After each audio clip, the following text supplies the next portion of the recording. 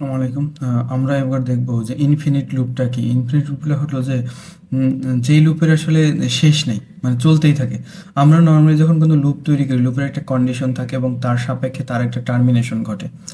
যেমন আমি যদি এরকম লিখি যে I equal to 1 WHI while I less than 6,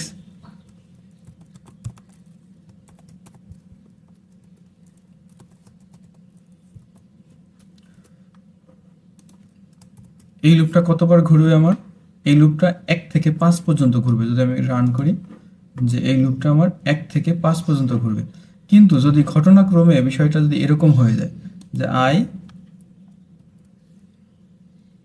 greater than 0, দেখেন আমি এখানে আয়ের মান ধরছি 1, আর এখানে চেক করছি আই গ্রেটার দেন 0, আর এখানে আয়ের মান 1 করে বাড়াইছি। তার মানে কি, যদি আমরা দেখি এরকম যে এখানে যখন আমি রান করব, তখন যেটা হবে যে আয়ের মান প্রথমে সত্য, আয়ের মান হচ্ছে 1, এটা সত্য। এরপরে এটা প্রিন্ট করলো, আয়ের মান 1 বাড়লো, আয়ের মান এখন 2, তারপরেও এটা সত্য। এরপর আয়ের মান যতই বাড়ুক সবসময় এটা সত্য। তার মানে এই লুপটা কিন্তু আমাকে একটা ইনফিনিট লুপে নিয়ে যাবে। এই যে দেখেন চলতেইছে, তো চলতেইছে, নাম্বার প্রিন্ট হতেইছে। ঠিক আছে, এইটা হলো একটা ইনফিনিট লুপ। তো এই ইনফিনিট লুপ তৈরি করার জন্য আমাদের এখানে একটা সহজ কিওয়ার্ড আমরা ইউজ করতে পারি। সেটা হলো যে আমরা জানি কি এই কন্ডিশন আসলে কি দেয়। আলটিমেটলি এই কন্ডিশন তো আমাকে ট্রু বা ফলস রিটার্ন করে। যেমন আই গ্রেটার দেন 0, এটা কি ট্রু না ফলস? এটা ট্রু, এটা সবসময় ট্রু হচ্ছে, এই জন্য কিন্তু আমার লুপটা ইনফিনিট হয়ে গেছে। তো আমি এখানে যেটা করতে পারি, একবার একটা কিওয়ার্ড ট্রু ইউজ করতে পারি।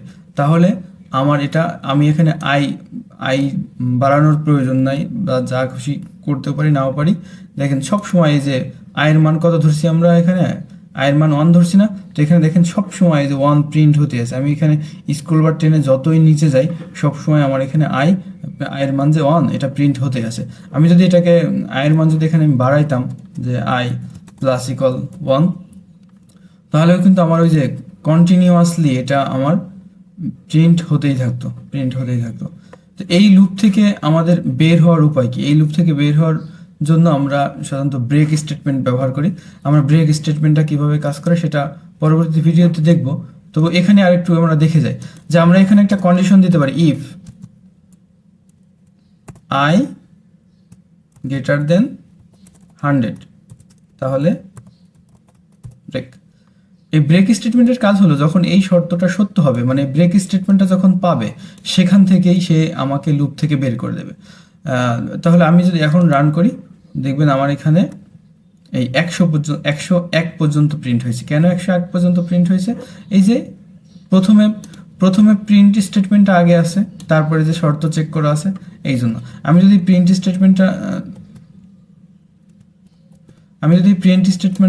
নিচে লিখতাম, মানে ইফের যেখানে ইফ শেষ হয়েছে সেখানে লিখতাম, তাহলে কিন্তু ইয়ে করে রান করি। এবার দেখেন আমার কিন্তু 100 পর্যন্ত প্রিন্ট হয়েছে।